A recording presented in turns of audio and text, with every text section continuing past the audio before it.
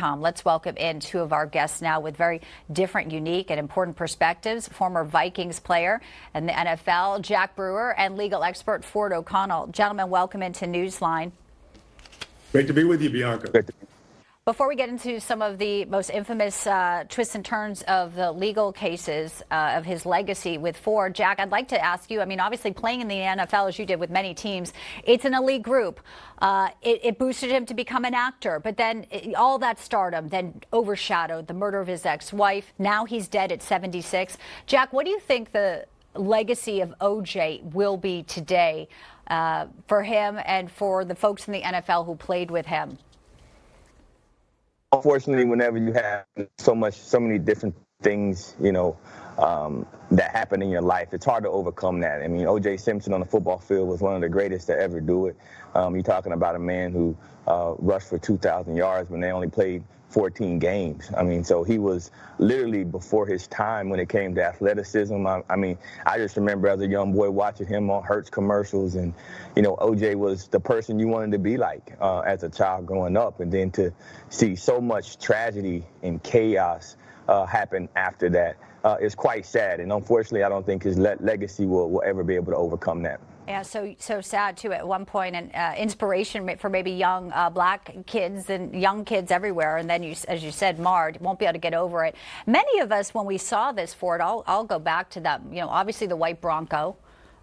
We all know where we were during that infamous chase in 1994. But really the lawyers, in criminal defense, you're supposed to get your client off. But the lines, if the gloves don't fit, you must acquit. They really were pretty brilliant also in playing what many would say was the race card here.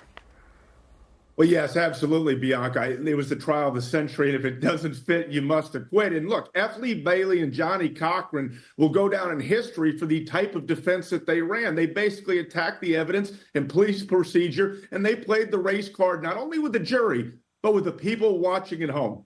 It's a trial we will never forget, but I will tell you, it wasn't really a great legal case. What it was, because I do believe it's a double murder, what it was a beautiful case in psychology of black and white America at that time. It was, and many say some of it did lead to some reforms at the LAPD, no matter what the case was with this particular trial. So that's one thing there. The white Bronco chase, we'd never seen anything like it. It was incredible to watch it. I think, Jack, you'll probably remember where you were as well. I believe it was 1994, it was June 17th, 95 million people. When you think back then, that was almost half of the world there. I mean, it's half of the country. Yeah, I remember being at home right in Grapevine, Texas, watching it actually with my whole family.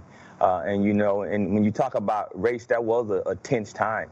I remember, as a little boy growing up, at that time we were so used to seeing African Americans literally being persecuted in trials, never given a fair trial in the United States, time after time after time. And then when we saw O.J. Simpson get off, I'll be honest with you, we rejoiced. My whole house, we were jumping up and down to see him get off. We didn't know, the specifics of the evidence and everything else, but when it came to that time and that situation in America, I mean, just to be real, most African Americans were very happy to see a win, and not that that's good or bad, but it's the truth. Yeah, and that's where we were.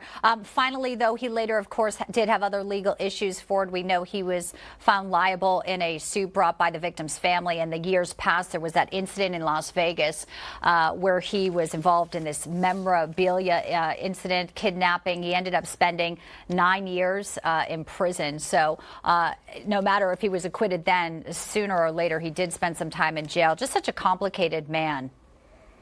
That's exactly right. I think Jack's right. When it comes to the football field, he was iconic. When it came to the Hertz commercials, he was charismatic. I totally agree with what Jack's saying about the psychology at the time of the 1995 trial. But to your point, he was also a kidnapper. And what's even crazier about that is he served 9 years in jail, I believe in Clark County. But at the same time, he was supposed to serve 33 years in jail. In a lot of ways, whatever the situation was, O.J. seemed to be able to skirt the legal system regardless of the trial. And frankly, I think on that civil trial, he owed something like $33 million, and I don't think he ever even, paid more than a couple $100,000.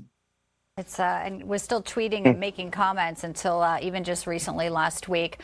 Ford, Jack, appreciate your comments. Obviously, the passing of O.J. Simpson will have a lot of reaction. And at 1 o'clock, we'll speak with Alan Dershowitz, of course, a member of his dream team. But I thank you both for your perspective today here on Newsline. Well, one Thank last you, thing. Bianca. Let's just pray he repented and gave his life to the Lord and Savior Jesus Christ.